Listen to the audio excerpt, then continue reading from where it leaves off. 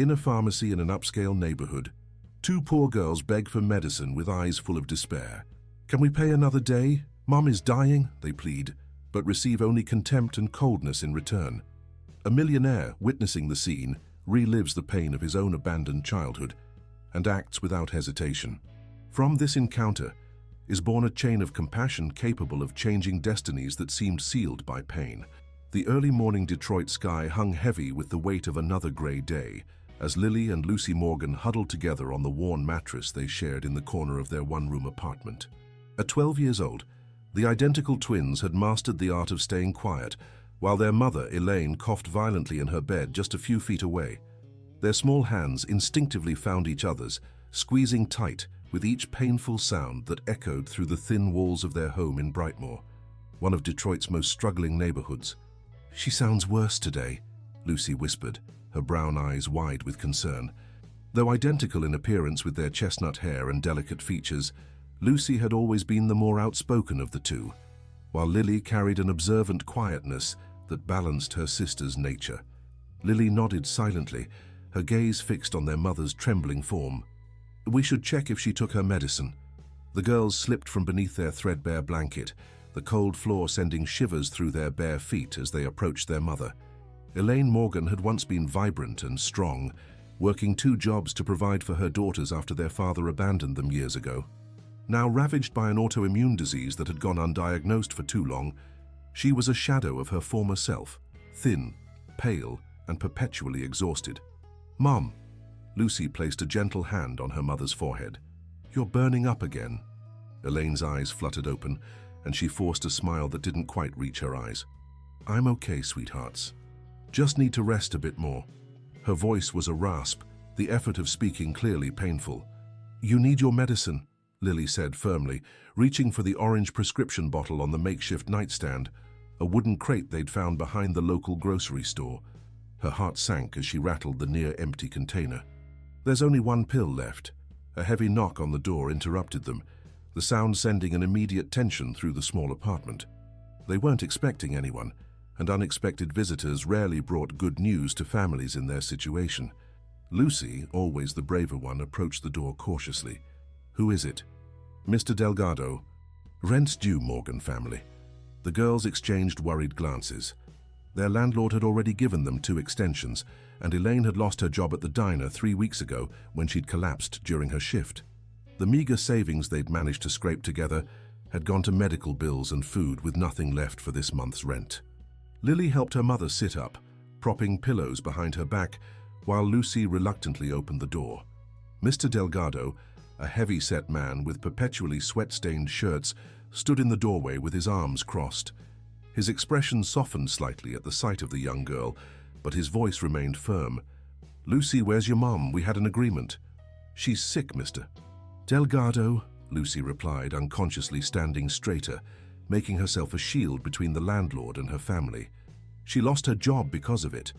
We just need a little more time." The landlord sighed, pushing past Lucy to enter the small apartment. His eyes landed on Elaine, and for a moment, genuine concern crossed his features.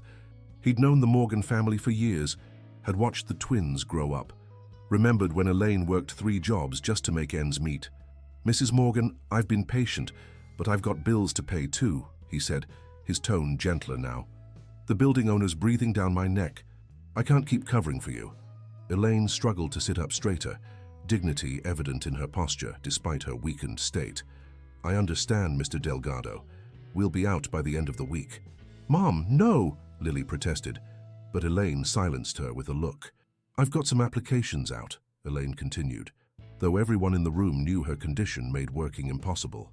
"We just need a little more time to find something else."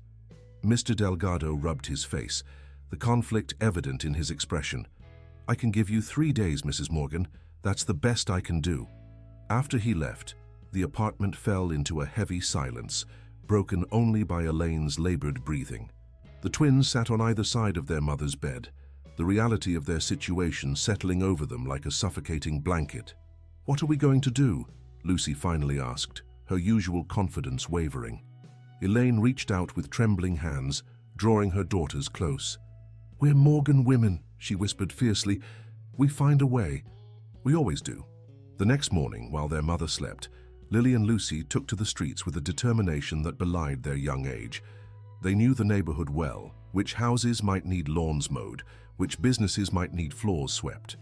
By midday, they had earned $8.50 between them. Lucy from helping Mrs. Peterson organize her garage and Lily from walking Mr. Collins' 3 yappy dogs. "It's not enough," Lily said, as they counted their earnings at the bus stop bench. "Not nearly enough." Lucy's gaze drifted to the pharmacy prescription paper clutched in her sister's hand. Their mother's medication cost nearly $70, and the rent they owed was over $800. The enormity of the gap between what they had and what they needed was overwhelming. "We could try Highland Park," Lucy suggested, referring to the more affluent neighborhood a few miles away. "Rich people always need help with something." Lily nodded, though both girls knew the dangers of venturing too far from their neighborhood.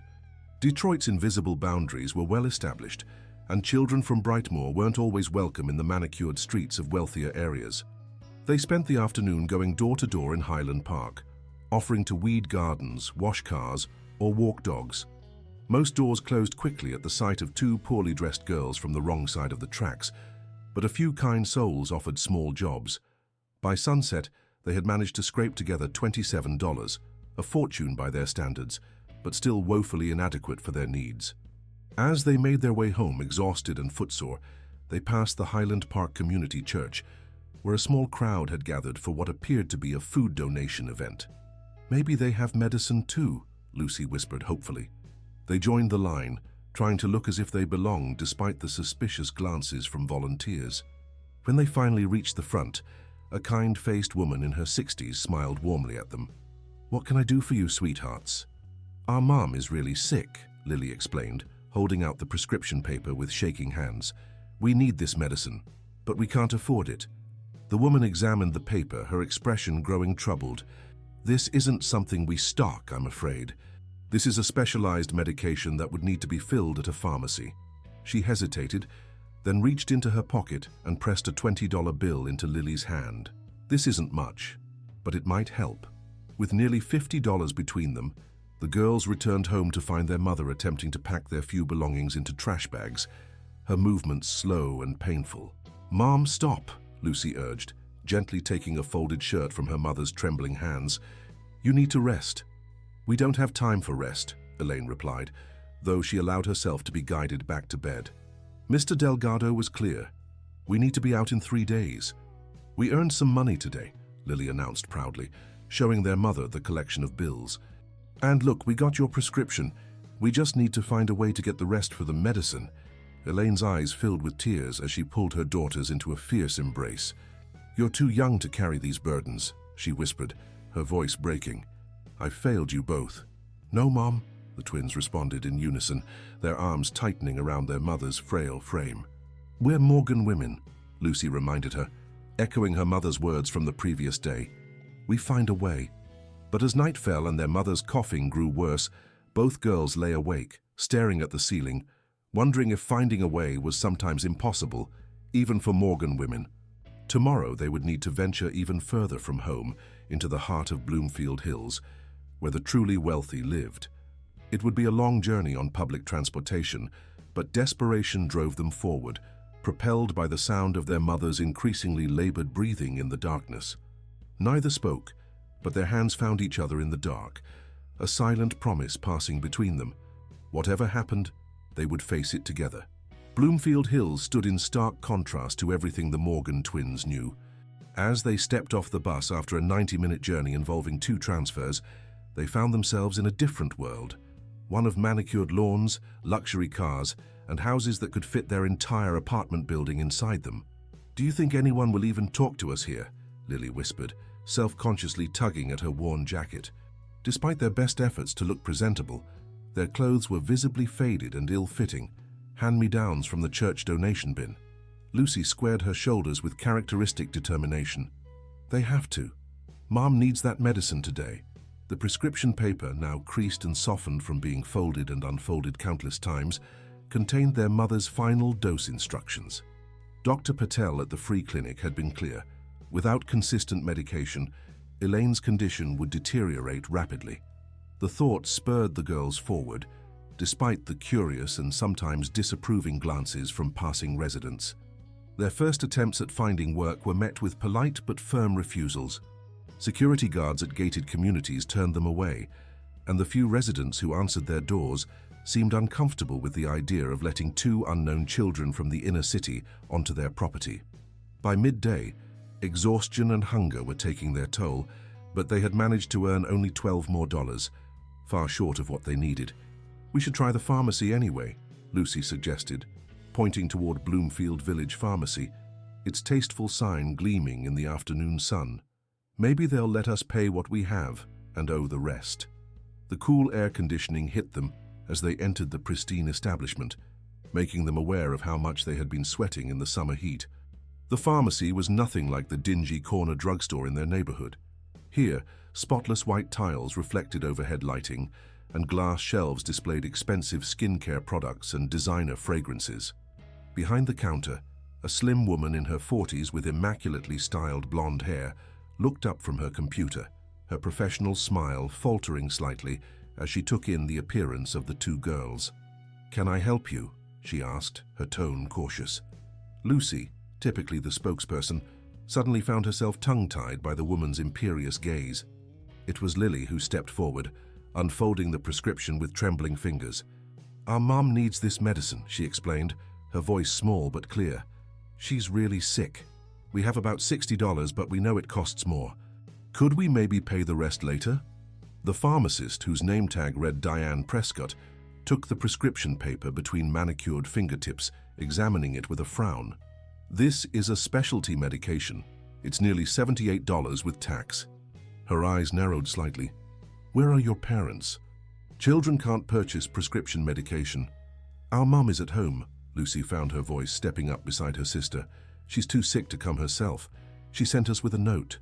She fumbled in her pocket, producing a handwritten permission slip that Elaine had scrawled that morning, her usually neat handwriting now shaky and almost illegible. Ms. Prescott barely glanced at the note. "I'm sorry, but I can't accept this. It's against regulations. You need a parent or legal guardian present."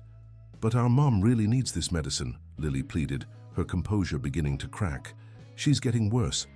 We can pay most of it now, and we promise to bring the rest later. Please, she needs it today." The pharmacist's expression hardened. "This isn't a charity, young lady. There are programs for people who can't afford their medications. You should look into those." "We tried." Lucy's voice rose slightly, drawing the attention of the few customers browsing nearby. "The waiting list is months long, and Mom needs it now. She's in really bad shape." Tears of frustration welled in her eyes. "Please, we've been saving and working all week for this." Ms. Prescott glanced around, clearly uncomfortable with the scene developing at her counter. "I'm going to have to ask you to lower your voice. This is a place of business. Is there a problem here?" A deep voice interrupted the tense exchange. The twins turned to find a tall, broad-shouldered man in his early 40s standing behind them. Everything about him exuded wealth and authority, from his tailored suit to his confident stance. His dark hair was sprinkled with gray at the temples, and his face, though handsome, carried the weathered lines of someone who had known both success and sorrow. "Mr. Thornton." Ms. Prescott's demeanor transformed instantly, a deferential smile replacing her stern expression. "Just a minor issue. These children are trying to purchase prescription medication without a guardian present. I was explaining our policy." Alexander Thornton's piercing blue eyes studied the twins, taking in their worn clothes and desperate expressions. Something in his gaze softened. "What's the medication for?" he asked, addressing the girls directly. Lucy hesitated, protective instincts flaring. Strangers asking questions rarely meant well in their experience, but Lily, with her uncanny ability to read people, sensed something trustworthy in the man's direct gaze. "Our mom has lupus," she explained quietly. "She lost her job because she got too sick to work. We got evicted yesterday and we're staying at our neighbor's place temporarily, but Mom's getting worse without her medicine." "Mr." Thornton's expression remained impassive, but something flickered in his eyes. A recognition, perhaps, or a memory. Without a word, he turned to the pharmacist. "Fill the prescription, Ms. Prescott," he instructed, his tone leaving no room for argument. "Put it on my account." The pharmacist blinked in surprise. "Of course, Mr. Thornton. Right away." As she bustled away to prepare the medication, Mr. Thornton turned back to the girls. "My name is Alexander. What are yours?" "I'm Lucy, and this is my sister Lily," Lucy replied, suspicion and gratitude warring in her expression. "Why are you helping us?" A ghost of a smile touched Alexander's lips. "Let's just say I've been where you are a long time ago." He paused, seeming to consider his next words carefully. "Where exactly are you and your mother staying now?"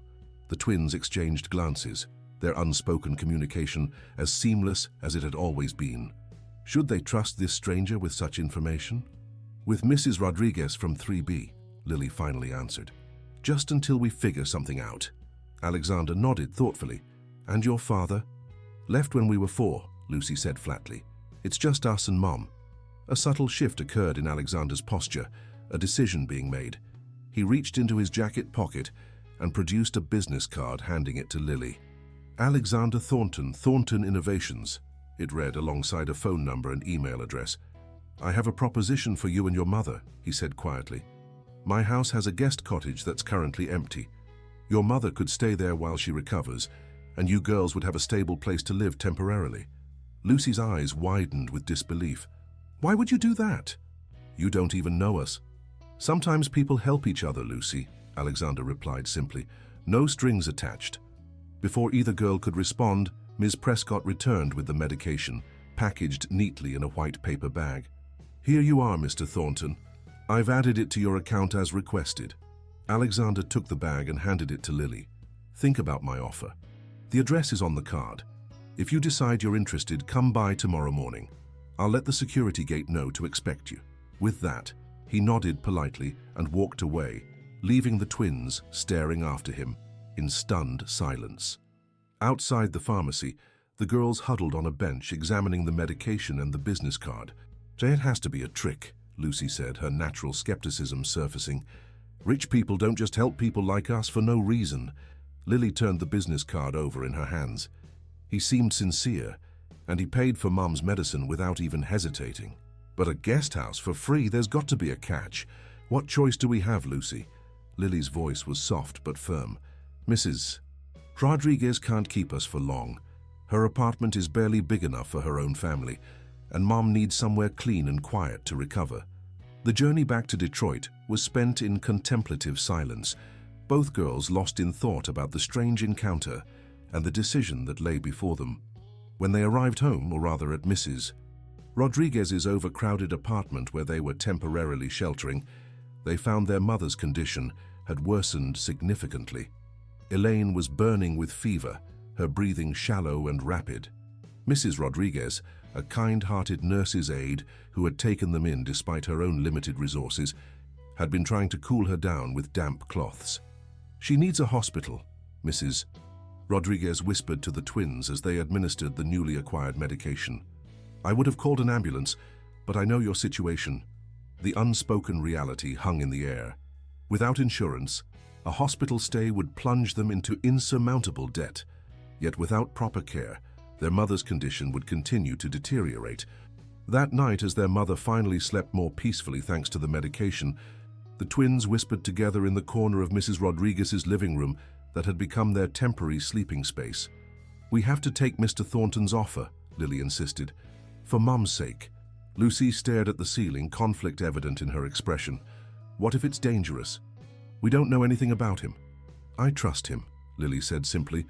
"I can't explain why, but I do. And he's right. We've run out of options." In the dim light filtering through the window, Lucy studied her sister's face, identical to her own in features, yet so different in expression. Lily had always possessed an intuition that Lucy couldn't explain but had learned to respect. "Okay," she finally conceded, "but at the first sign of anything weird, we're out of there." The next morning dawned clear and bright, a stark contrast to the uncertainty clouding the Morgan family's future. With Mrs. Rodriguez's help, they managed to transport Elaine to a taxi, the driver eyeing them suspiciously, but remaining silent at the sight of the Bloomfield Hills address and the generous tip Mrs. Rodriguez pressed into his hand, money she could ill afford to spare. As the taxi pulled away from the curb, the twins each held one of their mother's hands, drawing strength from each other as they had always done. They were venturing into unknown territory, placing their trust in a stranger's unexpected kindness. Whether that trust would prove well-founded or become their undoing remained to be seen. The Thornton estate loomed before them like something from another world.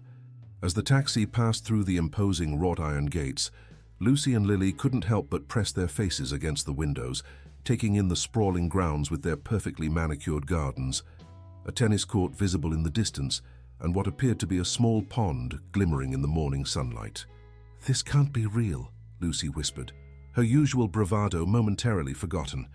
Elaine, propped between her daughters in the back seat, stirred from her feverish daze long enough to register their surroundings. "Where are we?" she asked weakly, confusion clouding her eyes. "It's okay, Mom," Lily assured her, squeezing her hand gently. "We found a place where you can get better." The main house itself was a modern mansion of glass, stone, and steel, impressive without being ostentatious, clearly designed by someone with both wealth and taste. But the taxi driver, following the instructions given to him, bypassed the main entrance and followed a winding path toward a smaller structure set apart from the main residence. The guest cottage, as Alexander Thornton had described it, turned out to be larger than any home the Morgans had ever lived in. A charming two-story building with a welcoming porch and large windows, it looked like something from the pages of a magazine. Before the taxi had even come to a complete stop, the front door of the cottage opened, and Alexander Thornton emerged, accompanied by an older woman in simple, professional attire. "You came," he said simply as he approached the vehicle, his expression revealing nothing of his thoughts. "Good." The taxi driver, eyeing the luxurious surroundings with obvious curiosity, helped unload their meager belongings, 3 worn duffel bags containing everything the Morgan family owned in the world. "Miss Hanson will help get your mother settled," Alexander explained, gesturing toward the older woman who had already moved efficiently to assist Elaine from the car. "She's a registered nurse who works for my family. She'll be staying in the cottage with you for the first few days to monitor your mother's condition." Elaine, too weak to protest or even fully comprehend what was happening, allowed herself to be guided toward the cottage, leaning heavily on Miss Hanson's steady arm. "Why are you doing this?" Lucy couldn't contain the question any longer, her protective instincts still on high alert, despite the apparent good fortune that had befallen them. Alexander considered her for a moment, his blue eyes thoughtful. "Let's get your mother settled first. Then we can talk." The interior of the cottage was as impressive as its exterior, spacious rooms filled with comfortable furniture, a fully equipped kitchen, and upstairs, 3 bedrooms with adjoining bathrooms. Ms. Hanson led Elaine to the largest bedroom on the ground floor, clearly prepared in advance with fresh linens and even a hospital-grade adjustable bed. "Doctor Williams will be here within the hour to examine her," Ms. Hanson informed the twins as she efficiently took Elaine's vital signs. "Mr. Thornton has arranged for private medical care." As their mother was settled into bed, the twins hovered uncertainly in the doorway, overwhelmed by the sudden turn of events and the luxury surrounding them. "Come," Alexander said quietly from behind them. "Let's give your mother and Ms. Hanson some privacy. There's someone I'd like you to meet." They followed him across the manicured lawn toward the main house, Lucy walking stiffly with suspicion still evident in her posture, while Lily moved with wide-eyed wonder, taking in every detail of their new surroundings. The main house was even more impressive up close, a masterpiece of modern architecture, with walls of glass that brought the outside in, flooding the space with natural light. As they entered through a side door into what appeared to be a casual living area, they were greeted by the sight of a boy about their age, perhaps a year younger, sitting on a plush couch with a tablet in his hands. "Ethan," Alexander called softly, "our guests have arrived." The boy looked up, his features a younger version of his father's, though his eyes held a shyness that contrasted with Alexander's confident demeanor. He set aside his tablet and stood, awkwardly shifting his weight from one foot to the other. "Hi," he offered tentatively. "Ethan, these are Lily and Lucy Morgan," Alexander introduced them. "They'll be staying in the guest cottage with their mother for a while. Girls, this is my son, Ethan." An uncomfortable silence descended as the 3 children assessed each other. It was Lily who finally broke it, stepping forward with a small smile. "Thanks for letting us stay in your guest house. It's really nice." Ethan's posture relaxed slightly. "It's not really mine, it's Dad's." A pause then. "Do you guys like video games?" Before either twin could respond, the atmosphere in the room shifted perceptibly as the click of high heels announced a new presence. A strikingly beautiful woman with platinum blonde hair and impeccable makeup appeared in the doorway, her expression freezing as she took in the scene before her. "Alexander, what's going on here?" Her voice was carefully modulated, but there was an unmistakable edge to it. "Victoria." Alexander turned to face the woman, his expression neutral. "These are Lily and Lucy Morgan. They and their mother will be staying in the guest cottage for a while. Girls, this is my wife, Victoria." Victoria Thornton's perfectly sculpted eyebrows rose fractionally, her gaze sweeping over the twins with barely concealed disdain. "I see. And when exactly was this decision made?" "Yesterday," Alexander replied calmly. "Their mother is seriously ill and needed a place to recover. I offered our help." "How charitable of you." Victoria's smile didn't reach her eyes. "Perhaps next time you could consult me before turning our home into a shelter." Lucy stiffened at the comment, but Lily placed a restraining hand on her sister's arm. "Victoria," Alexander's voice held a warning note. "A word in private, please." As the adults stepped into an adjoining room, their hushed but tense conversation still partially audible, Ethan looked at the twins apologetically. "Sorry about that. Vicky's not really my mom, she's my stepmom. Dad married her 2 years ago. She doesn't seem very happy we're here," Lucy observed bluntly. Ethan shrugged. "She doesn't like surprises. Or most people in general." He hesitated, then added in a lower voice, "She mostly married Dad for his money, I think. My real mom died when I was 7. Lily's expression softened with immediate empathy. "I'm sorry. That must have been really hard." Ethan looked down, clearly uncomfortable with the subject. "Want to see the game room? We have pretty much every console." As Ethan led them deeper into the house, the twins exchanged meaningful glances.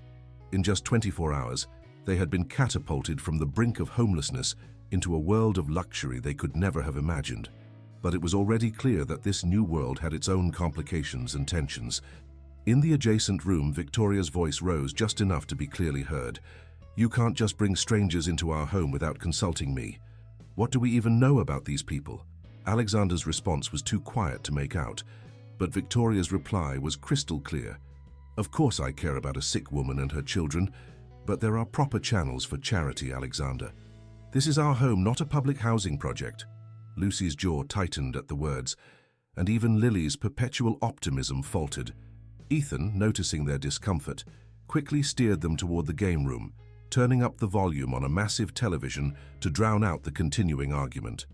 Hours later, as the twins returned to the guest cottage, they found their mother awake and more lucid than she had been in days. A distinguished-looking man who introduced himself as Dr. Williams was just concluding his examination.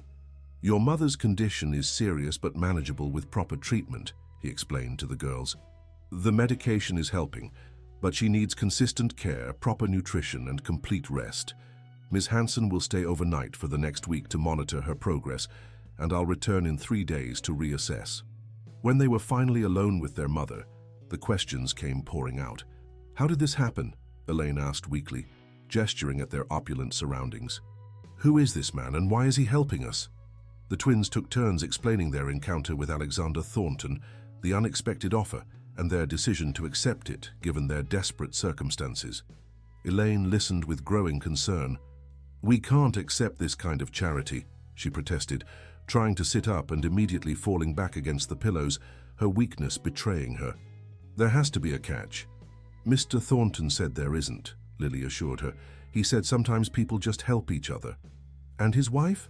Elaine asked perceptively, reading something in her daughter's expressions. Lucy and Lily exchanged glances. "She's not thrilled we're here," Lucy admitted reluctantly. Elaine closed her eyes briefly, her face tightening with worry. "We can't stay where we're not welcome. As soon as I'm a little stronger, we'll find somewhere else." "Mom, please," Lily pleaded. "Just focus on getting better. We'll figure everything else out." A soft knock at the door interrupted their conversation.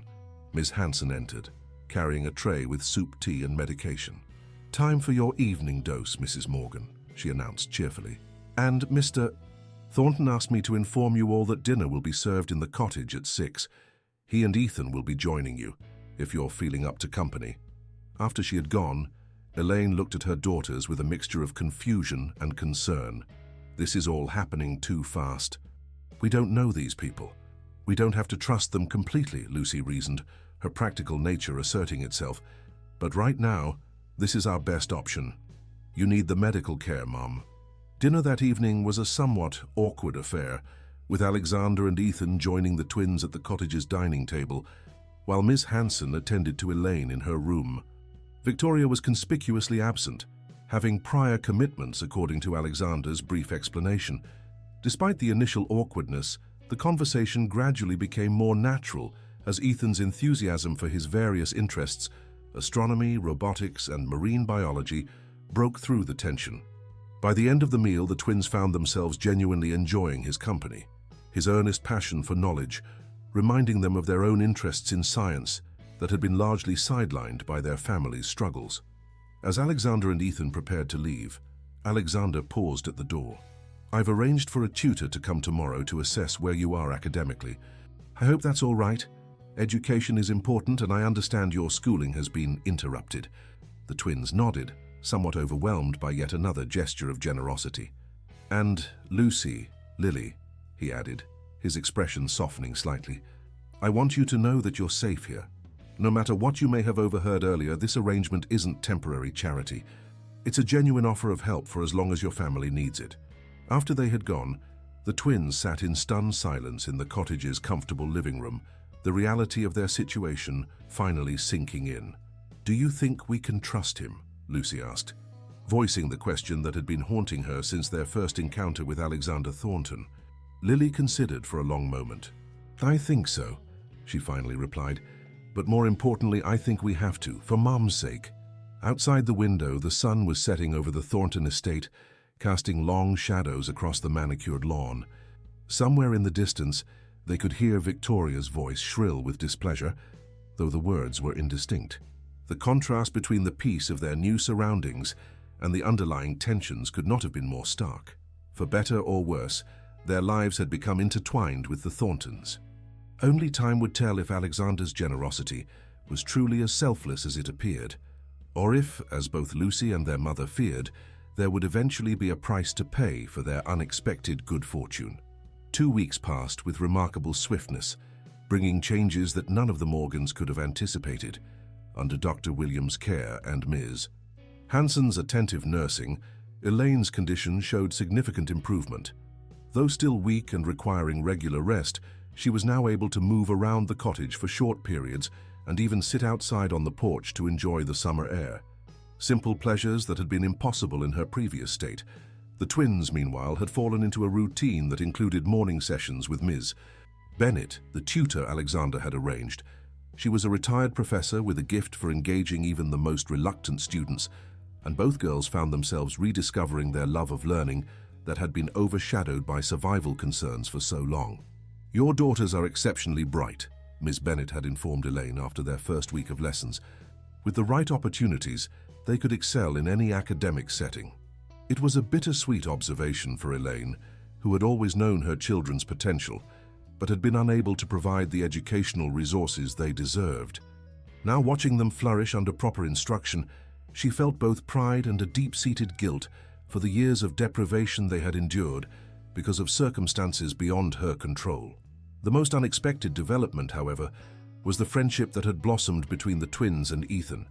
Initial awkwardness had given way to genuine connection as they discovered shared interests and complementary personalities.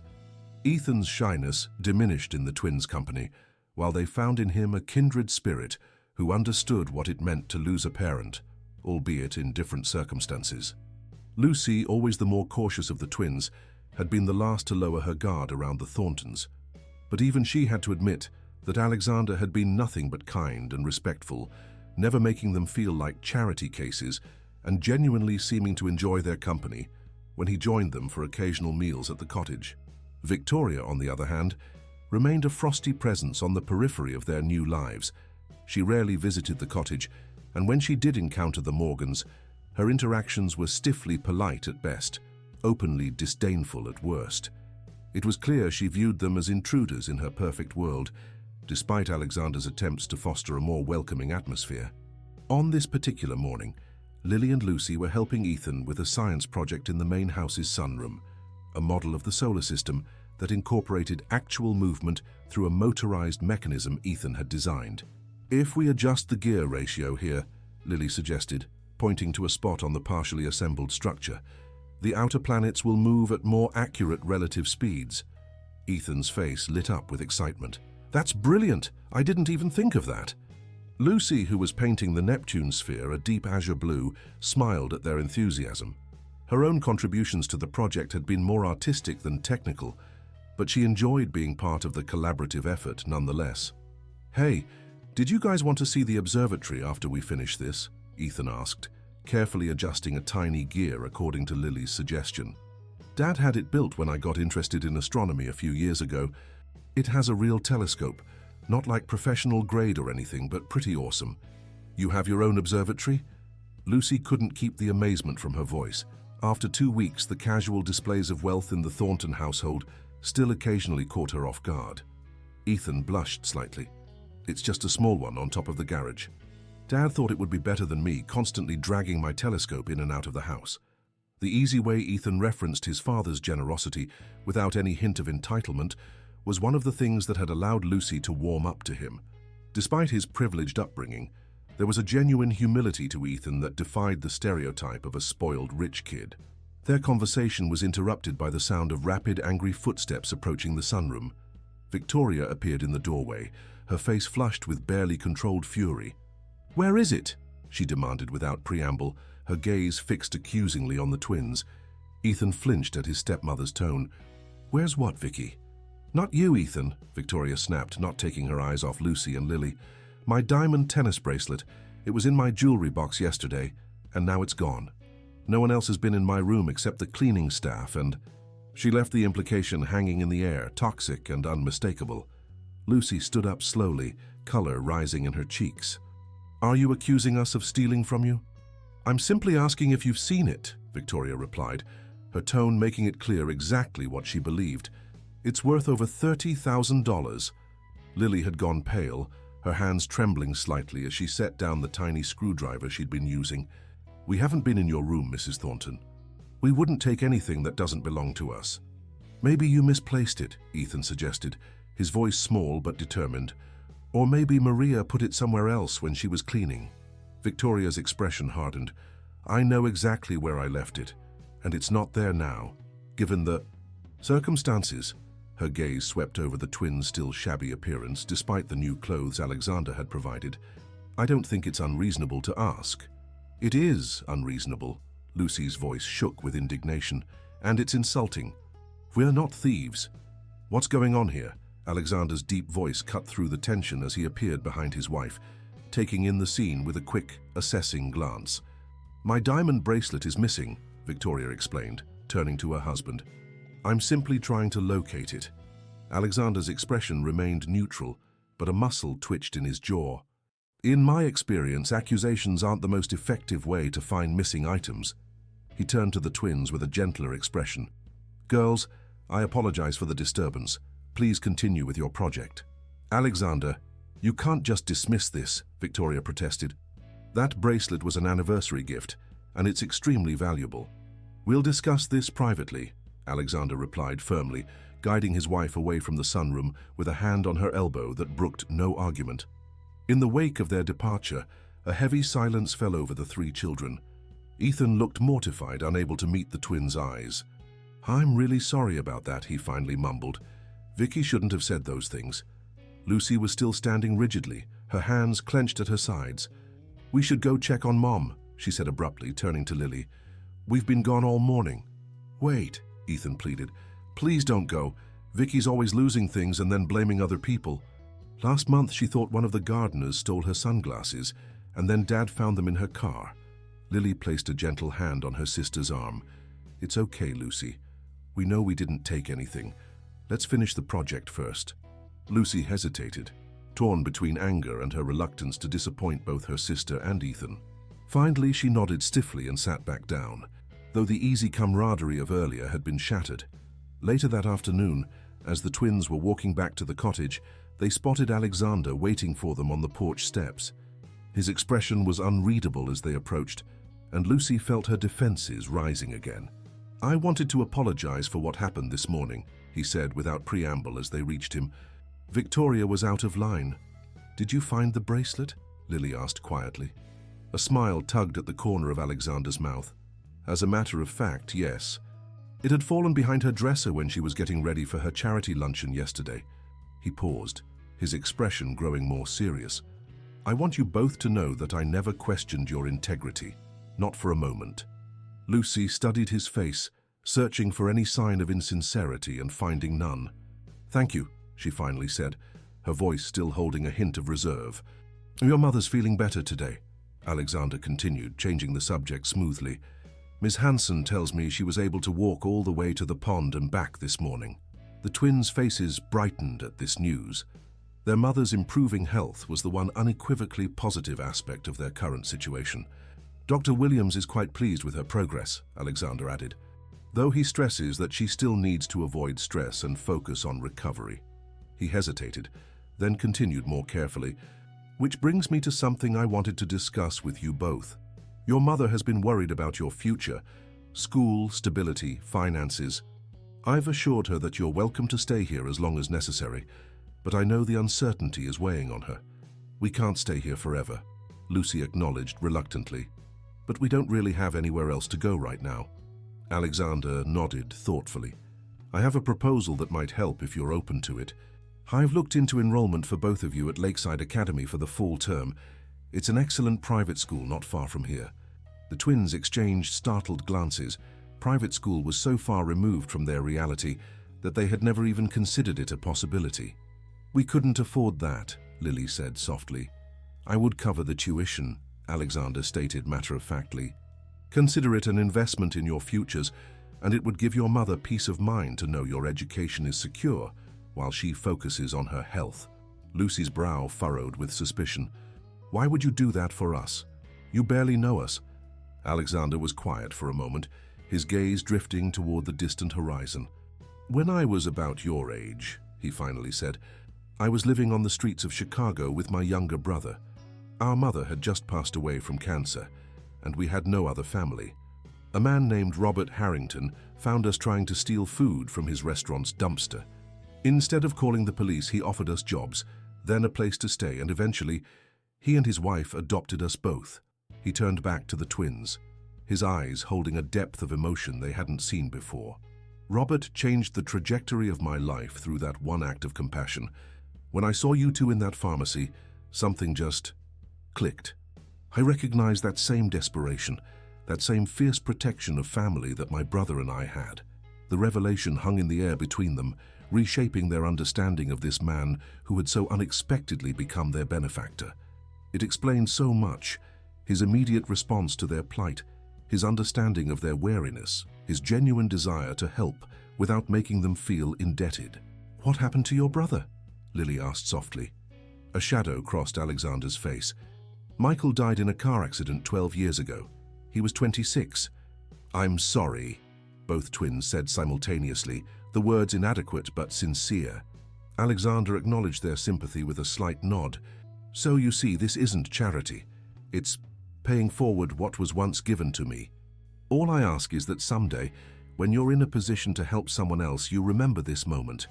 Inside the cottage, they found Elaine sitting in the living room with a novel in her lap, another small but significant sign of her improvement, as her concentration had been severely impacted by her illness. "How was your project with Ethan?" she asked, smiling as her daughters entered. The twins exchanged glances, silently agreeing not to mention the incident with Victoria. Their mother had enough to worry about without adding that particular complication. "It was great," Lily answered with genuine enthusiasm. "We're building a working model of the solar system. Ethan's really smart about mechanical things. And he has his own observatory," Lucy added, unable to keep the lingering amazement from her voice. Elaine's smile faltered slightly. "You're becoming quite attached to this place, aren't you?" The question carried layers of concern that both girls immediately recognized. Despite the improvement in their circumstances, Elaine remained acutely aware of the precariousness of their position and the growing emotional investment they were all making in a situation that could end at any moment. "Mr. Thornton talked to us about school," Lily said carefully, sitting beside her mother on the couch. "He wants to enroll us at Lakeside Academy for the fall." Elaine's eyes widened. "That's one of the most prestigious schools in the state. The tuition must be astronomical." "He offered to pay for it," Lucy explained, watching her mother's reaction closely. "He said it would be an investment in our futures." Tears welled in Elaine's eyes, a complex mixture of gratitude, pride, and painful awareness of her own inability to provide such opportunities for her children. "I don't know how we'll ever repay such generosity." "He doesn't want repayment," Lily said softly. "He told us about his own past, how someone helped him when he was our age. He just wants us to do the same for someone else someday." As evening fell and the twins prepared dinner, insisting on handling this task themselves despite Ms. Hanson's offers of assistance, they discussed in hushed tones the day's revelations and what they meant for their future. "Do you think we can trust him now?" Lily asked, carefully slicing vegetables for a salad. "After what he told us about his past?" Lucy, stirring pasta sauce on the stove, considered the question seriously. "I think so," she finally admitted, "but Victoria is still a problem. She made it pretty clear today how she feels about us." "Maybe she just needs time to get used to us being here," Lily suggested optimistically. "People can change." "Some people," Lucy agreed cautiously. "But I'm not holding my breath." Outside the kitchen window, the lights of the main house glowed warmly in the gathering dusk. Somewhere in that house, Victoria Thornton was likely still seething over the morning's events, while Alexander and Ethan represented unexpected allies in a world that had shown the Morgan family little kindness in recent years. It was a precarious balance, this new life they were tentatively building, but for the first time in longer than either twin could remember, the future held the glimmer of genuine possibility rather than the constant shadow of impending disaster. The question that remained was whether that fragile promise could withstand the tensions that clearly simmered beneath the surface of the Thornton household. Summer was drawing to a close, bringing with it a sense of anticipation and nervous energy as the twins prepared for their first day at Lakeside Academy. The past month had been a period of remarkable transformation for the Morgan family. Elaine's health had stabilized significantly, though Dr. Williams cautioned that her condition would require ongoing management. The twins had blossomed under Ms. Bennett's tutoring, their natural intelligence finally given the opportunity to shine without the constant burden of survival concerns weighing them down. Even more surprising was how naturally they had integrated into life at the Thornton estate. What had begun as a temporary arrangement born of desperation had evolved into something that felt increasingly permanent, though no one had explicitly addressed the long-term future. Alexander spent more time at the cottage than strictly necessary, often joining them for dinner or weekend breakfasts. His genuine interest in the twins' thoughts and ideas was a novel experience for them, having grown up in circumstances where their voices were rarely heard beyond their immediate family. Ethan had become a fixture in their daily lives, his initial shyness replaced by an easy companionship that felt like it had existed for years rather than weeks. The three of them had spent countless hours exploring the estate grounds, swimming in the pool, or engaging in fierce but friendly competition over video games and board games alike. Only Victoria remained a disruptive force in their newfound equilibrium. Though she had reluctantly apologized for the bracelet incident after Alexander's insistence, her interactions with the Morgan family remained cool at best, openly hostile at worst. She rarely missed an opportunity to emphasize the temporary nature of the arrangement or to highlight the vast social gulf between the Thorntons and the family they had taken in. On this particular evening, 3 days before the start of the school year, the twins were in their room at the cottage, surrounded by shopping bags filled with new school supplies, uniforms, and other necessities for Lakeside Academy. Despite their protests, Alexander had insisted on providing everything they would need, from laptops to athletic equipment. "I still can't believe this is happening," Lily said softly, running her fingers over the embroidered crest on her new school blazer. 6 weeks ago, we were about to be homeless, and now we're going to one of the best schools in the state." Lucy, who was organizing their textbooks on the desk they shared, nodded thoughtfully. "It doesn't feel real sometimes. Like we're going to wake up back in the old apartment with Mom coughing and Mr. Delgado banging on the door for rent." A gentle knock interrupted their conversation. Elaine appeared in the doorway, looking more like her old self than she had in months. Though still thin, color had returned to her cheeks, and she moved with growing confidence. "Alexander just called," she informed them, her expression a mixture of curiosity and concern.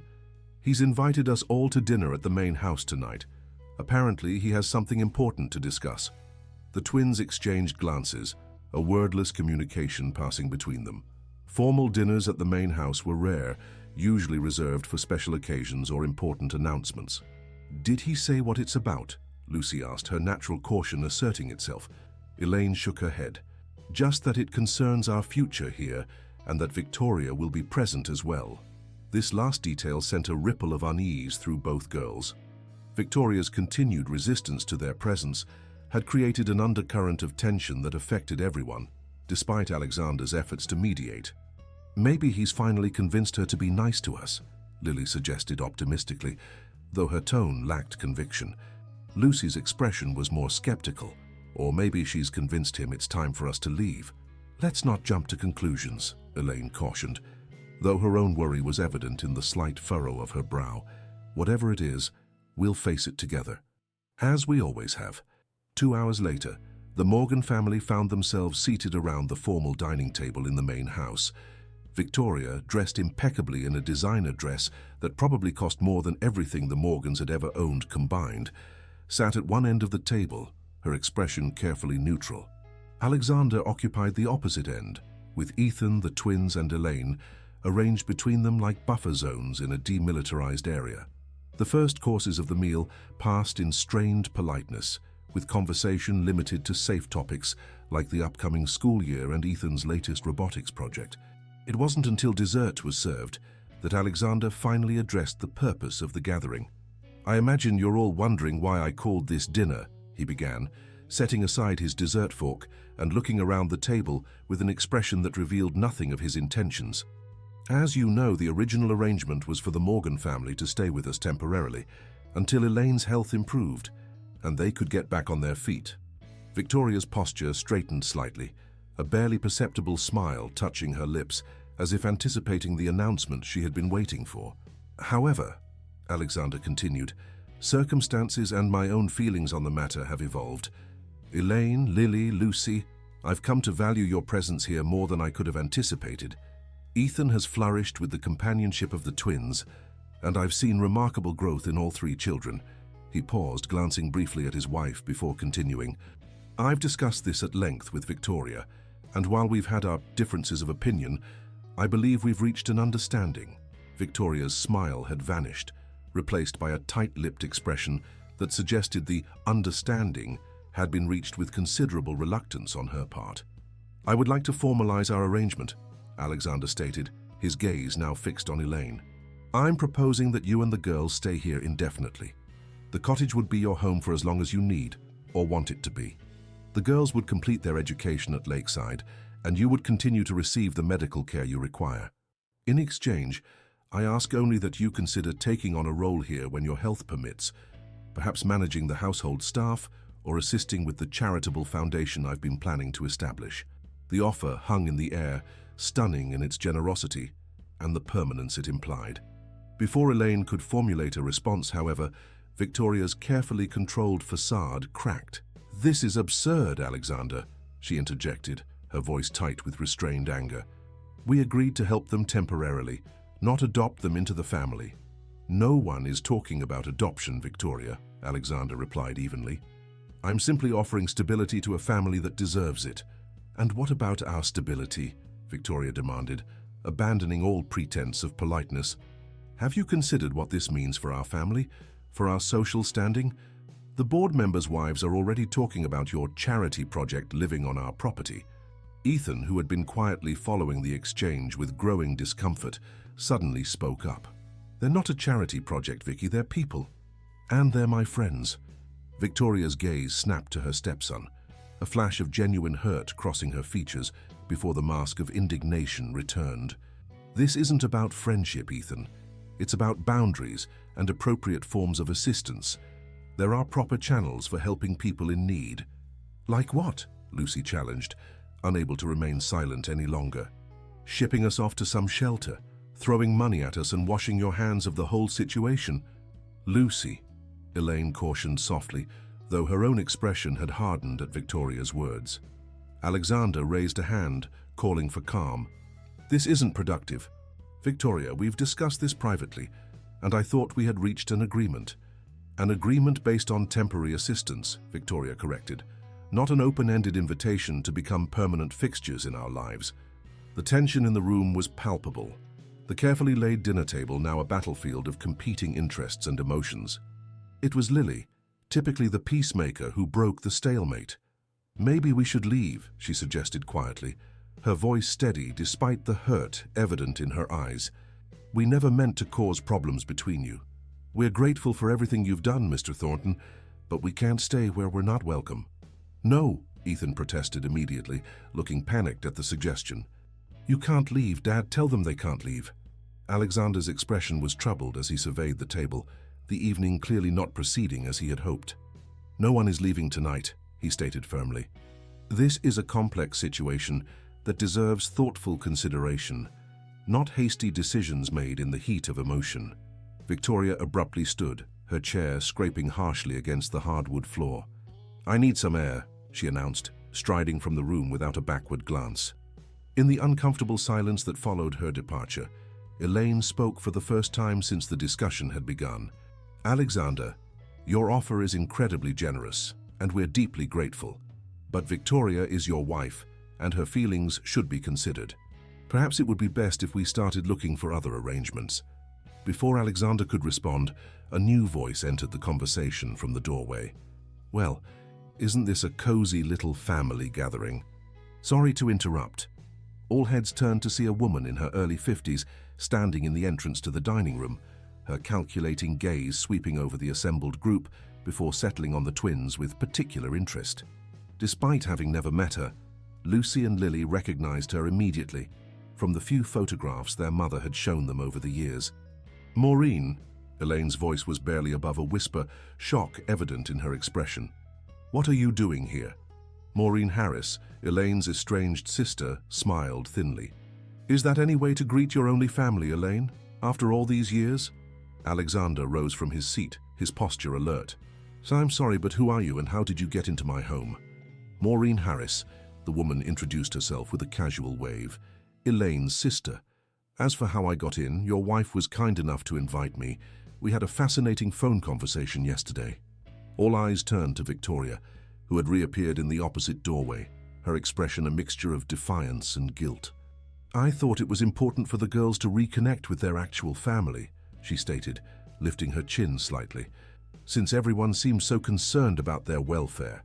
The calculated betrayal hung in the air like a toxic cloud. Alexander's expression darkened with a fury that transformed his usually composed features. "Victoria, my study, now." His tone left no room for argument. As they left the room, Maureen made herself comfortable in Victoria's vacated chair, helping herself to the abandoned dessert. "So, my long-lost nieces?" she remarked, studying the twins with undisguised curiosity. "Look at you two, all grown up and living in the lap of luxury.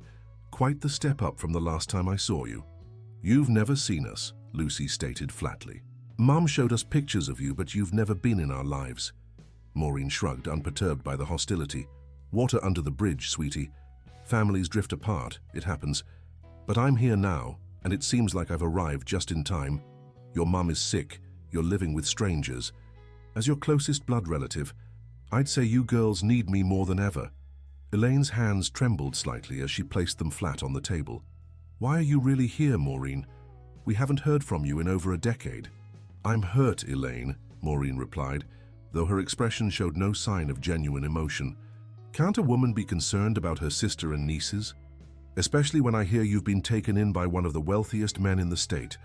That's the kind of news that makes family want to reconnect." The naked opportunism in her statement caused even Ethan to recoil slightly. Lily, always more willing to see the best in people, studied her aunt's face for any sign of genuine familial concern, and found none. "How did Mrs. Thornton find you?" Lily asked quietly. Maureen smiled, revealing teeth stained from years of smoking. "She's resourceful, that one. Hired a private investigator, tracked me down in Cincinnati, called me up yesterday with quite the interesting proposition." "What kind of proposition?" Lucy demanded. her protective instincts flaring. Before Maureen could respond, Alexander returned to the dining room alone, his expression grave but controlled. "Miss Harris, I apologize for the confusion, but I think it would be best if we continued this conversation tomorrow, after everyone has had a chance to process this unexpected reunion." "Of course," Maureen agreed easily, rising from her chair. "I'm staying at the Westbrook Hotel downtown. Your wife generously arranged the accommodations."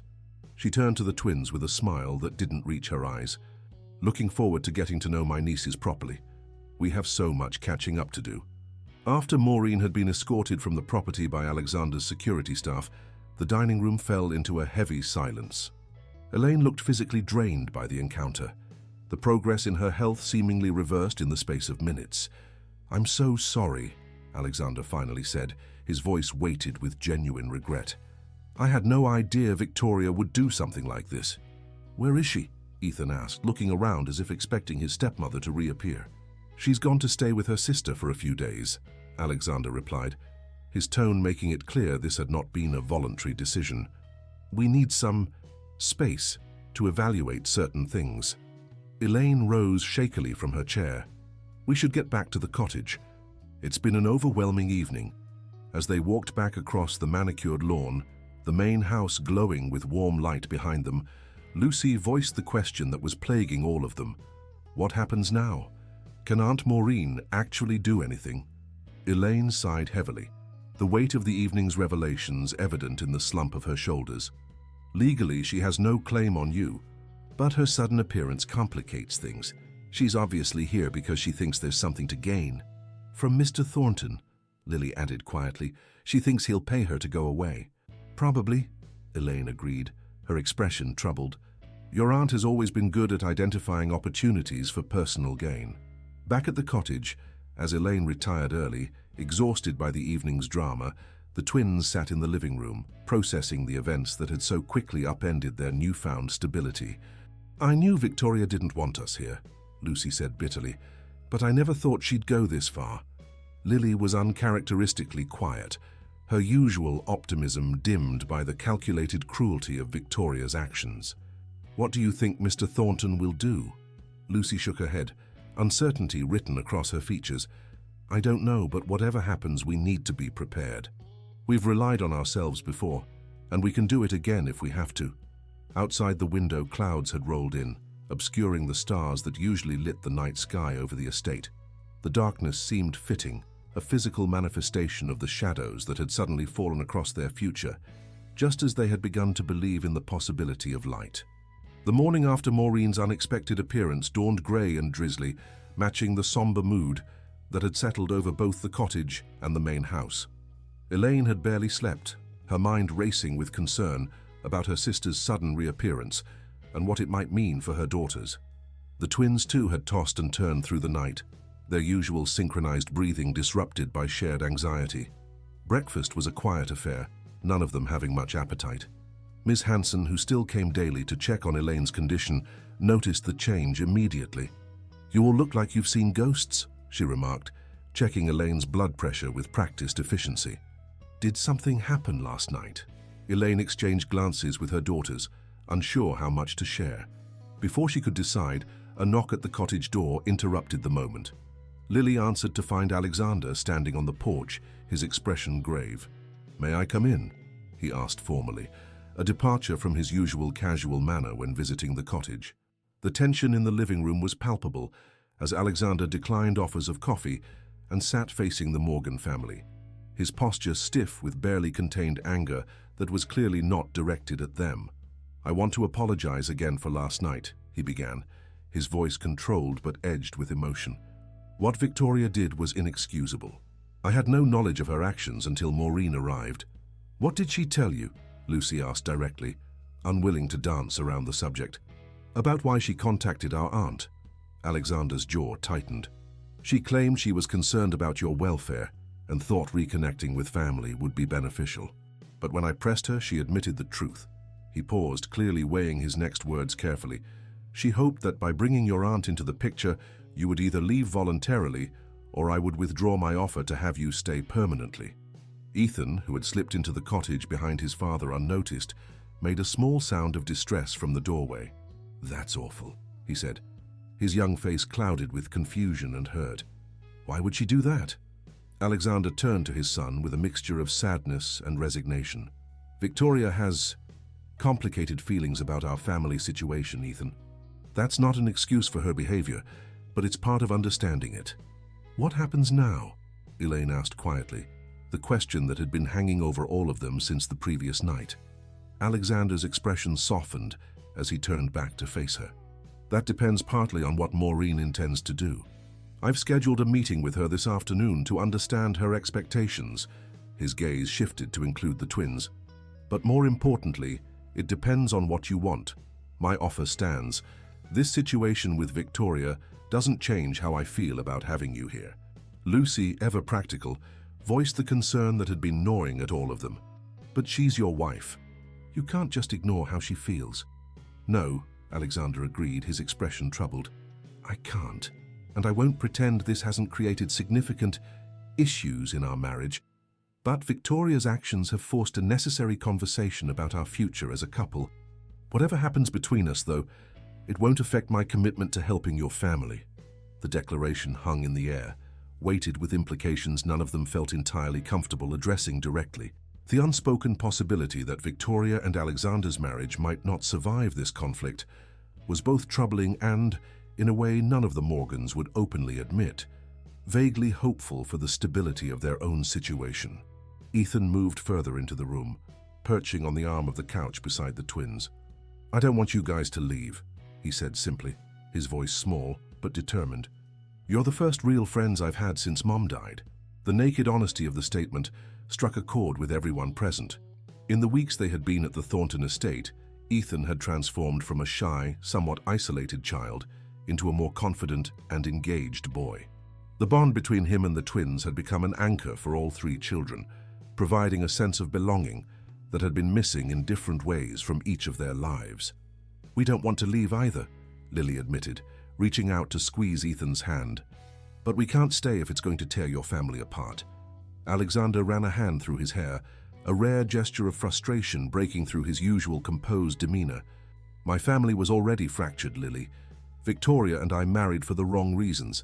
She wanted financial security, and I thought Ethan needed a mother figure. We've been living separate lives under the same roof for most of our marriage. What's happening now is just bringing those issues to the surface." The frank admission surprised everyone, especially Ethan, whose eyes widened at his father's openness about a situation they had never discussed so directly. "What about Aunt Maureen?" Lucy asked, steering the conversation back to the more immediate concern. "What does she want?" "Money, most likely," Elaine answered before Alexander could respond. "Maureen has always followed the path of least resistance to financial stability, usually through men, occasionally through schemes of various legality." She sighed, the weight of decades of complicated history evident in her expression. "We haven't spoken in years because the last time she visited, she tried to steal the small amount of savings I had set aside for your education." This revelation was new to the twins, who exchanged startled glances. Their mother had always been vague about the reasons for the estrangement from her only sister, framing it as a simple drifting apart rather than a deliberate breach of trust. "Does she have any legal claim to us?" Lily asked, the worry she had been harboring since the previous night finally voiced. Alexander shook his head firmly. "No. As your mother's sister, she could potentially petition for guardianship if your mother were unable to care for you. But with Elaine here and clearly providing parental guidance, there's no legal basis for such a claim." The relief that washed over the twins was visible, some of the tension draining from their postures. But Lucy, always looking ahead to potential problems, wasn't entirely satisfied. "But what if she makes trouble anyway? What if she goes to the media or something? Billionaire separates children from their family.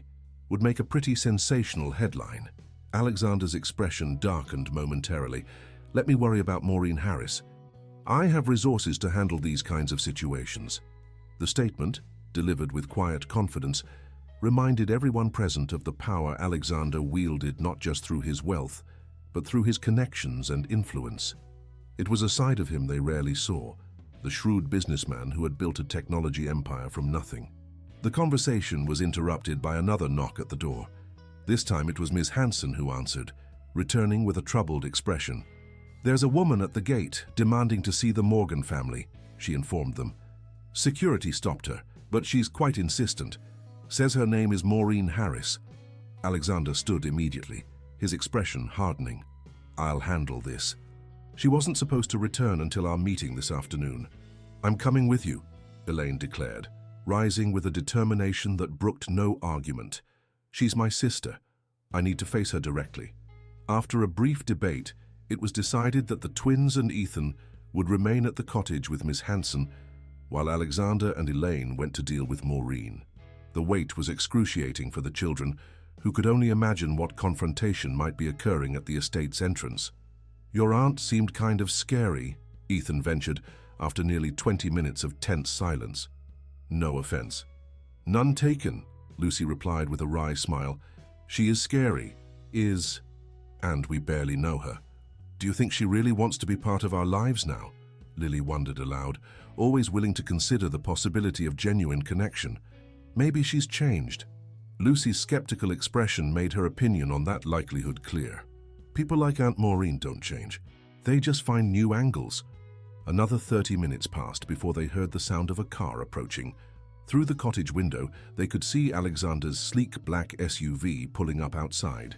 He emerged first, his expression unreadable, then moved to help Elaine from the passenger seat. The twins were immediately struck by their mother's appearance. Though she moved with evident fatigue, there was a resolution in her posture that they hadn't seen in months. When Alexander and Elaine entered the cottage, the twins and Ethan immediately bombarded them with questions, which Alexander silenced with a raised hand. "Your aunt has agreed to leave town," he stated simply.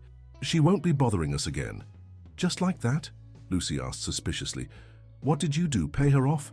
Alexander and Elaine exchanged glances, some unspoken communication passing between them. "It wasn't that simple," Elaine explained, lowering herself carefully onto the couch.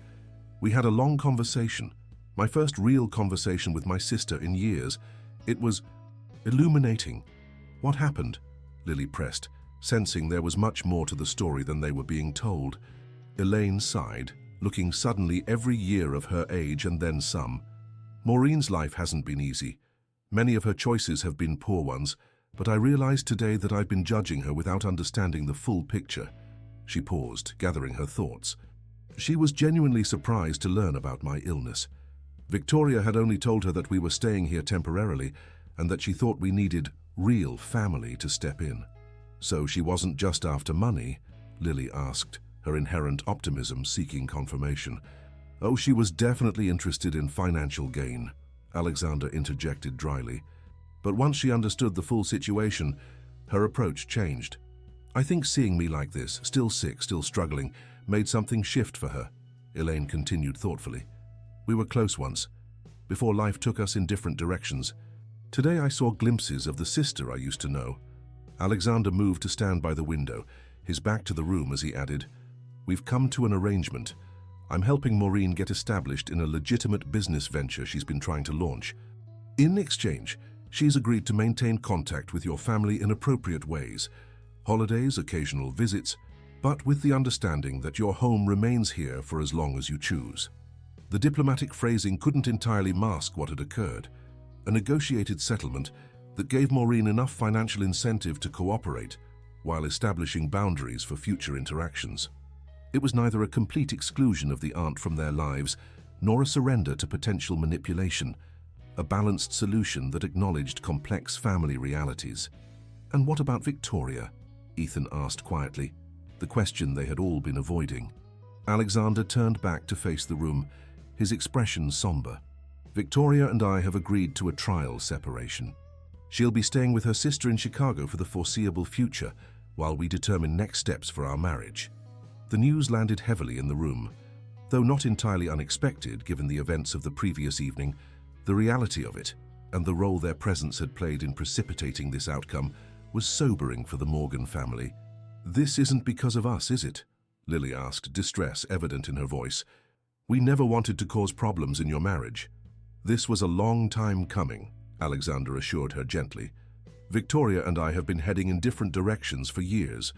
Your family's arrival may have accelerated the inevitable, but you didn't cause it."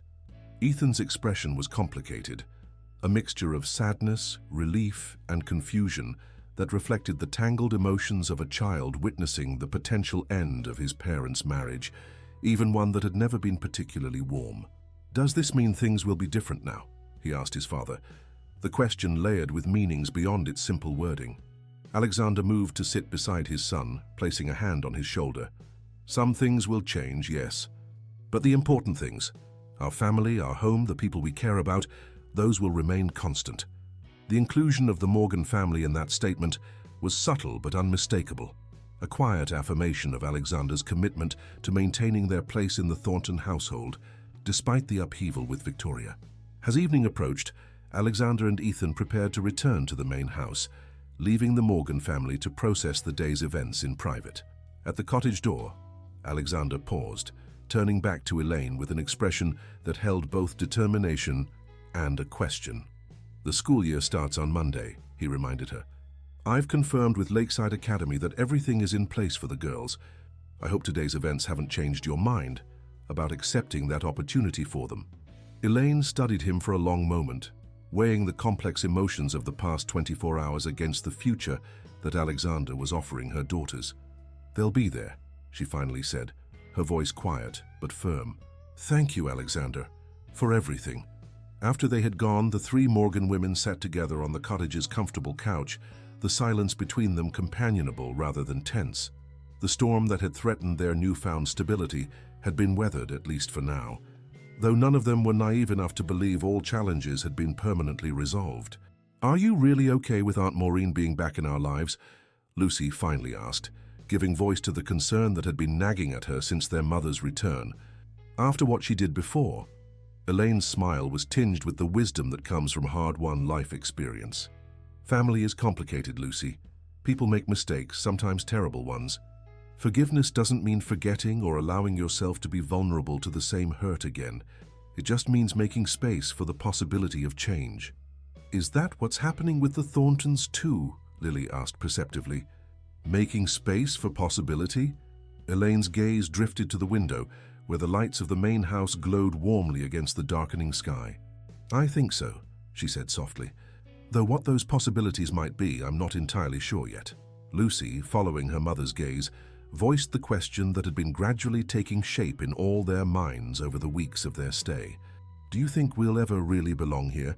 Or will we always be the charity case, the outsiders looking in?" "I don't know," Elaine admitted honestly. "But I do know that genuine connections have formed between you girls and Ethan, between all of us and Alexander. Those aren't based on charity. They're based on something much more substantial." As night fell completely, wrapping the cottage in darkness relieved only by the warm glow of lamps within, the Morgan family found themselves in an unfamiliar but not unwelcome state, cautiously hopeful about a future that, for the first time in years, seemed to hold more promise than peril. 1 year later, the autumn leaves swirled across the meticulously maintained grounds of the Thornton estate, creating a kaleidoscope of red, orange, and gold against the verdant lawn. From her position on the cottage porch, Elaine Morgan watched her daughters crossing the expanse between the main house and their home, their Lakeside Academy uniforms crisp, their laughter carrying on the breeze as they walked alongside Ethan. The sight still occasionally struck her as surreal, her children thriving in a world so different from the one they had known just over a year ago. The past 12 months had brought changes both expected and surprising. Victoria and Alexander's trial separation had, after 6 months of half-hearted counseling attempts, resulted in an amicable divorce. Victoria had relocated permanently to Chicago, where she had become engaged to a prominent surgeon, whose social standing and financial security satisfied her ambitions. She maintained sporadic contact with Ethan through monthly video calls and occasional visits, their relationship cordial if not particularly close. Maureen, true to the agreement reached that fateful day, had established a modest but successful interior design business with Alexander's initial investment. Her interactions with the Morgan family had been cautious at first, gradual steps toward rebuilding a relationship long fractured by past betrayals. Elaine had approached the reconnection with measured optimism, allowing her sister into their lives while maintaining clear boundaries. To everyone's surprise, especially Lucy's, Maureen had respected those boundaries, seemingly genuine in her desire to be a positive presence in her nieces' lives rather than an exploitative one. The most significant changes, however, had occurred within the makeshift family unit that had formed between the Thorntons and the Morgans. What had begun as an act of charity had evolved into something deeper and more complex, a blending of lives that defied easy categorization but provided each of them with elements they had been missing. For Ethan, the twins had become the sisters he had never had, their presence filling the emotional void left by his mother's passing and Victoria's distant parenting. For Lily and Lucy, the stability and opportunities provided by the Thornton home had allowed their natural talents to flourish. Lily in science and mathematics, Lucy in debate and writing. Both had excelled at Lakeside Academy, quickly overcoming the initial stigma of being charity cases through academic achievement and quiet determination. For Alexander, the Morgan family had brought life and warmth back to a home that had grown increasingly sterile during his years with Victoria. The sound of children's laughter, the simple pleasure of shared meals and genuine conversation, these had become treasures he hadn't realized he was missing until they appeared. And for Elaine, whose health had stabilized into a manageable chronic condition rather than an acute crisis, the past year had offered something she had nearly forgotten was possible: hope. Hope for her daughter's futures, hope for her own recovery, and, most unexpectedly, hope for a second chance at genuine partnership. Her relationship with Alexander had evolved gradually, almost imperceptibly at first. What began as mutual respect and shared concern for their children's welfare had deepened through countless conversations on the cottage porch, quiet dinners after the children were asleep, and the slow recognition of kindred spirits who had each weathered significant hardships before finding their way to this unexpected intersection of lives. They had been careful, both acutely aware of the potential complications their changing feelings created. Alexander had insisted on waiting until his divorce from Victoria was finalized before acknowledging the shift in their relationship openly. Even then, they had moved with deliberate slowness, mindful of the children's potential reactions and the delicate balance of their existing household arrangement. To their surprise, when they finally sat down with the twins and Ethan to discuss the change in their relationship 3 months ago, the children had exchanged knowing glances that suggested they had recognized the development long before the adults had chosen to address it. "We know, Mom," Lily had said with gentle amusement. "You're not exactly subtle when you look at each other." "About time," had been Lucy's characteristically direct response. "We've been waiting forever for you guys to figure it out." Ethan, who had initially been the most uncertain about the prospect of another stepmother after his experience with Victoria, had studied Elaine thoughtfully before nodding his approval. "For you make Dad happy," he'd observed simply, "like my real mom used to." The memory of that conversation brought a smile to Elaine's face as she watched the 3 children now approaching the cottage, their school day complete. So much had changed in a year, yet the most profound transformations had been internal. Healing wounds, rebuilding trust, learning to believe in possibility again. "What are you thinking about with that smile?" Alexander's voice broke into her reverie as he joined her on the porch, returning from his afternoon at the office. "Everything," Elaine replied honestly, accepting the gentle kiss he placed on her temple. How different things were a year ago. How uncertain everything seemed. Alexander nodded, his gaze following hers to where the children were now engaged in an impromptu game of tag, school bags abandoned on the lawn as they chased each other with the abandonment of youth. "I was terrified you'd leave," he admitted quietly. "After the disaster with Victoria and Maureen, I thought for sure you'd decide we weren't worth the complication." "We nearly did," Elaine acknowledged, thinking back to those tense days when the future had hung so precariously in the balance. "But sometimes the most worthwhile things in life come with complications." Their conversation was interrupted as the children bounded up the porch steps, cheeks flushed with exertion and excitement. "Dad! Elaine!" Ethan exclaimed, barely pausing to catch his breath. "Can we tell them our news, please?" Alexander laughed, ruffling his son's hair affectionately. "I thought we agreed to wait until dinner." "We can't wait that long," Lucy insisted, her usual reserve replaced by barely contained excitement. "We'll literally explode." "That would be messy," Alexander observed dryly. "Very well. What's this urgent news that can't wait 2 more hours?" The three children exchanged triumphant glances before Lily burst out, "We got accepted. For all three of us." "Accepted to what?" Elaine asked, though the proud expressions on their faces gave her a clue. "The Westridge Science and Technology Competition," Ethan explained rapidly.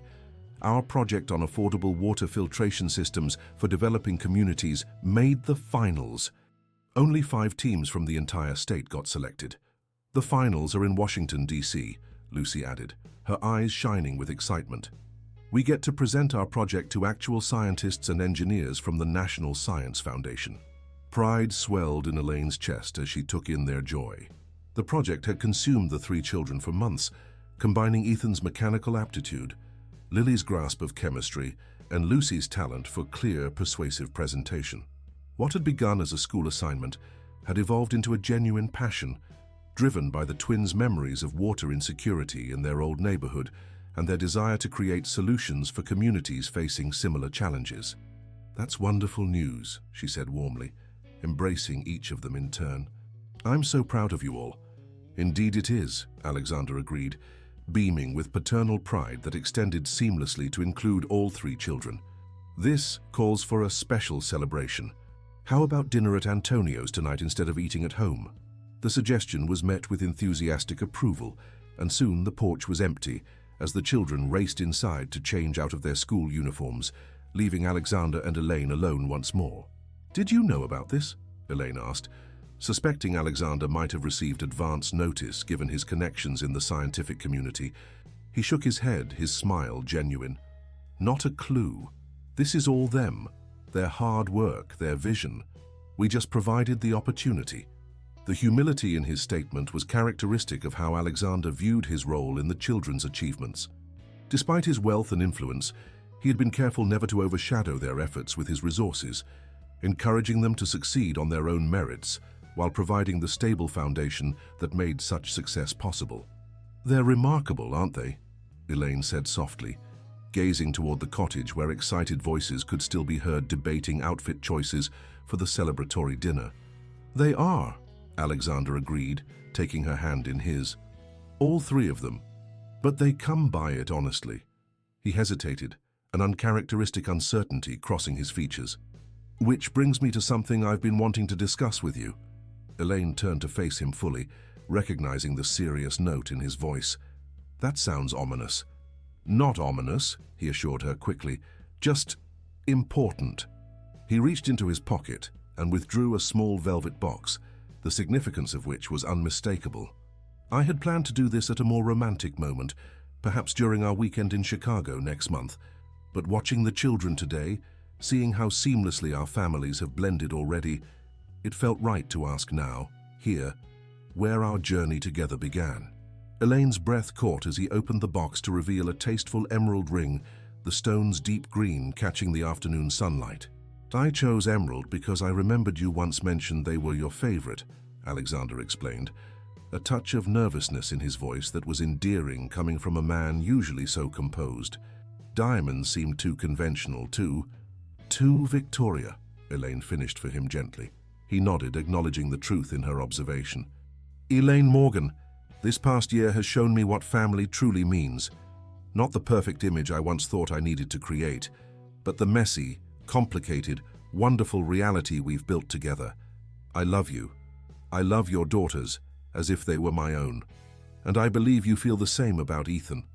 Alexander took a deep breath, his eyes never leaving hers. "Will you marry me? Not because either of us needs the other for security or status or any practical reason, but simply because I want to spend the rest of my life with you, building on what we've already created together." Tears welled in Elaine's eyes as she looked at this man who had entered their lives so unexpectedly, whose kindness had saved them in their darkest moment, and whose love had helped heal wounds she'd thought would never mend. "Yes," she said simply, her voice steady despite the emotion threatening to overwhelm her. "Yes, I'll marry you." As Alexander slipped the ring onto her finger, a burst of cheering erupted from the cottage doorway where the three children stood watching, their earlier task of changing clothes apparently forgotten in favor of eavesdropping. "Finally!"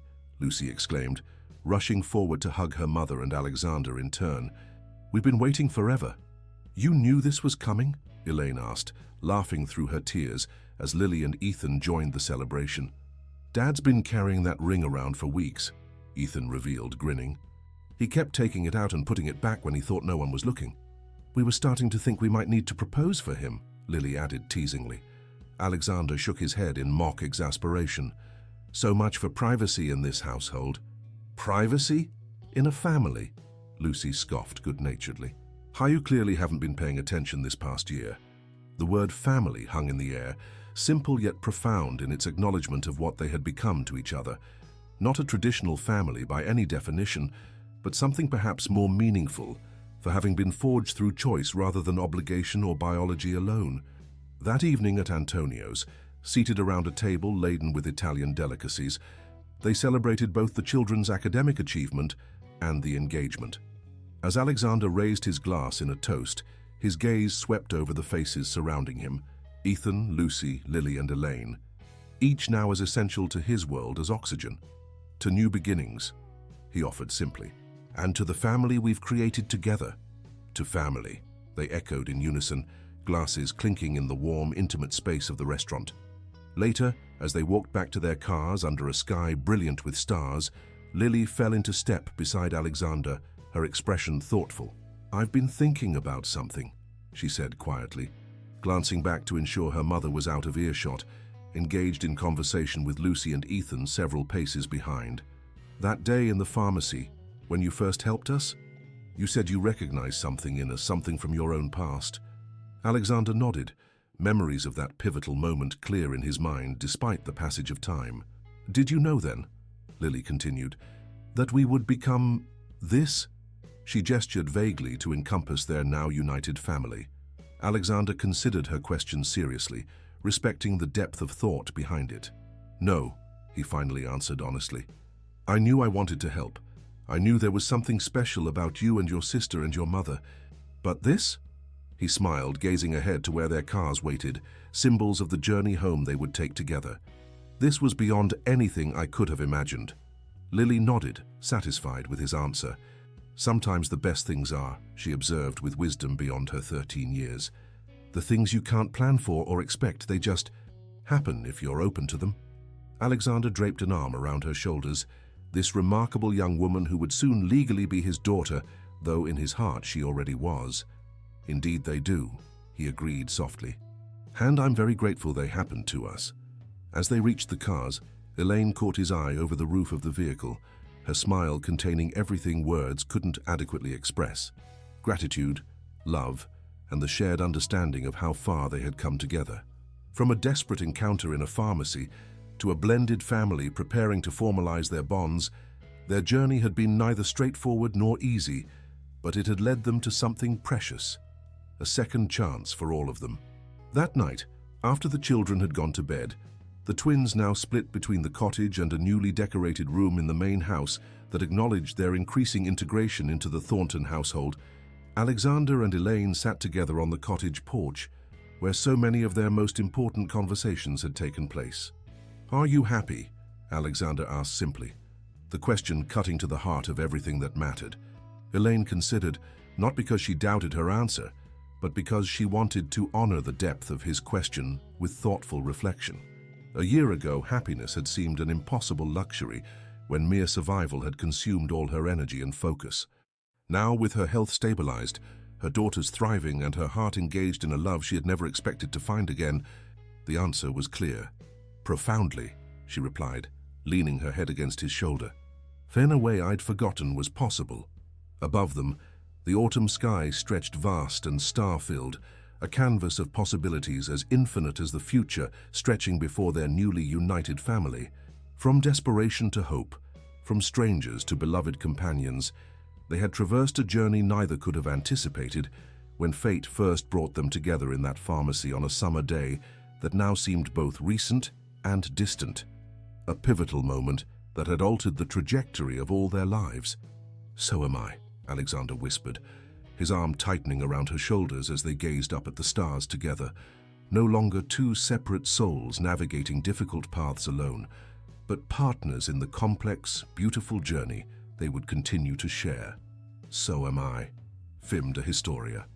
Dear listeners, we hope you've been moved by the journey of the Morgan and Thornton families. Their story reminds us that sometimes the most beautiful beginnings come from unexpected places, and that families can be created through love and choice, not just blood. If you enjoyed this emotional journey, we've prepared a special playlist with equally captivating stories that explore the complexities of family, second chances, and unexpected connections. Find it by clicking the link to your left. Did this story touch your heart? Please subscribe to our channel and give this video a thumbs up. Every day, we bring unique stories that explore life's complexity and the power of compassion.